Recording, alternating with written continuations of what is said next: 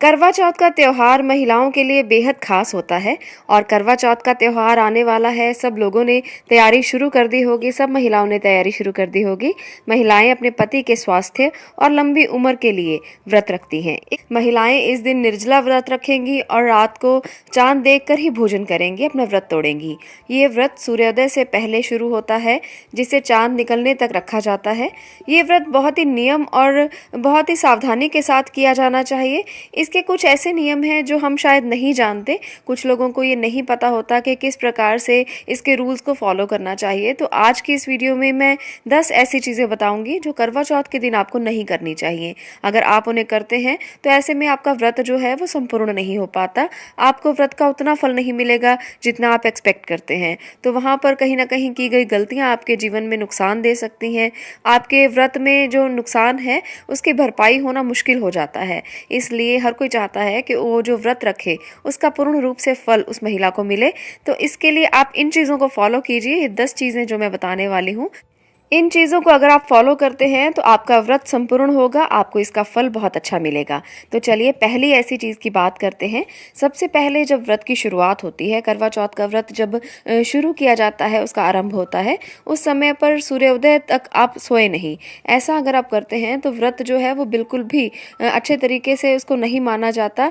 ये सबसे बड़ी गलती है। कई लोग सोचते हैं कि मैं अभी तो 5 ही बजे हैं, हम उठ जाते हैं, अभी तो 5:15 हुए हैं, 5:30 हुए हैं, तो कोई बात नहीं, अभी तो अंधेरा ही है, हम उठकर सरगी खा लेंगे। तो ये सबसे बड़ी गलती है। सूर्योदय के समय तक आपको नहीं सोना है। ये व्रत सूर्योदय से पहले ही शुरू होता है। तो इसलिए 4 सवा 4 बजे का समय सरगी खाने के लिए सबसे उत्तम समय माना गया है। इस समय पर उठकर आप सरगी खा लें और उसके बाद अपने व्रत की शुरुआत करें। दूसरी गलती जो अक्सर की जाती है वो ये है कि सरगी के अलावा कई बार औरतें होती हैं कि सरगी के अलावा भी अपने साथ बहुत कुछ रख लेती हैं और उन्हें भी खा लेती हैं। सरगी एक ऐसी वस्तु मानी गई है जो बहुत शुभ है। व्रत शुरू होने से पहले सास अपनी बहू को कुछ मिठाइयाँ, कपड़े, श्रृंगार का सामान देती है। तो आपको अपनी सास के हाथ से बना हुआ सामान, अगर आपकी सास हैं तो आपको उनके हाथ से बना हुआ सामान खाना चाहिए। सरगी में जो जो चीज़ें उन्होंने दी हैं उनको ग्रहण करना चाहिए और इसके अलावा आप कोई भी और चीज़ ग्रहण ना करें। इसको आप अपने घर के रिवाजों के अनुसार भी कर सकते हैं कि सास अगर आपको जो भी दें आप उसको ग्रहण करें। और इसके अलावा अगर आप 2 अन्न इस समय पर खाते हैं तो उसे भी अच्छा नहीं माना जाता। सरगी के समय पर सरगी का खाना ही खाना चाहिए। हर घर के अपने अपने रिवाज होते हैं। सास अपनी बहू को कुछ ना कुछ सरगी में ज़रूर देती हैं तो उसे ग्रहण करें। इसके अलावा बहुत सारा सामान इकट्ठा करके आप उसे ना खाएं, इस बात का ध्यान रखें। सरगी का भोजन करें और भगवान की पूजा करके निर्जला व्रत का संकल्प करें। एक जो तीसरी बात जिसका आपको बहुत ज़्यादा ध्यान रखना चाहिए वो ये है कि इस दिन, जिस दिन करवा चौथ हो, आपको काले रंग के वस्त्र नहीं पहनने चाहिए। काले रंग के वस्त्र, अगर हम ज्योतिष में बात करें तो ये शनि का प्रतीक माने जाते हैं और यहाँ पर ये त्योहार है मंगल का प्रतीक। लाल रंग का इस दिन विशेष महत्व रहता है। लाल रंग मंगल का प्रतीक है और इसके साथ साथ लाल रंग प्यार का भी प्रतीक है। पति पत्नी के रिश्तों का ये त्योहार बहुत ही अच्छा माना जाता है। तो ऐसे समय में काले रंग का उपयोग करके इस त्योहार को खराब नहीं करना चाहिए।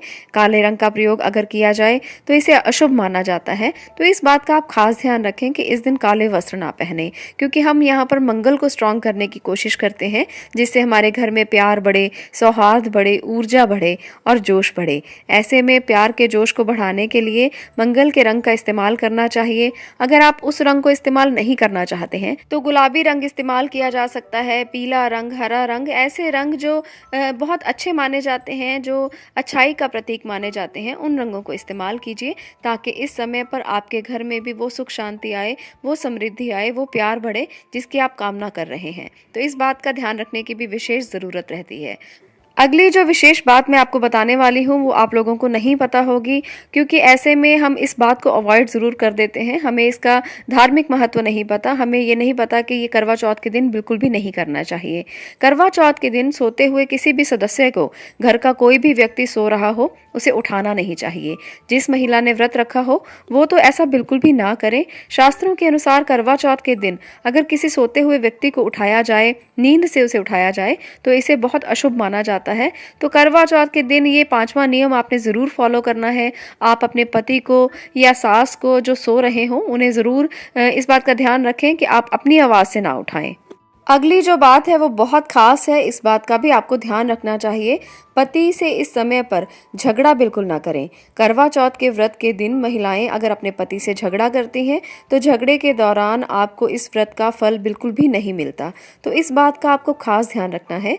कई महिलाएं हैं जो ये इस बात को लेकर झगड़ा करती हैं कि मुझे आपने कपड़े अच्छे नहीं लेकर दिए, मुझे आपने गहने अच्छे नहीं लेकर दिए। तो ये व्रत जो है वो कपड़ों और गहनों का व्रत ही नहीं है।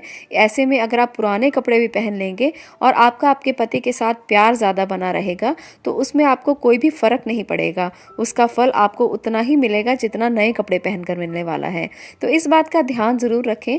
अपनी श्रद्धा, अपनी क्षमता के अनुसार हर कोई व्यक्ति अपनी पत्नी को वो चीज़ें लेकर देता है जो उसकी क्षमता के अनुसार होती हैं। तो आप अपने पति से इन बातों को लेकर झगड़ा ना करें और करवा चौथ के दिन तो ऐसा बिल्कुल भी ना करें।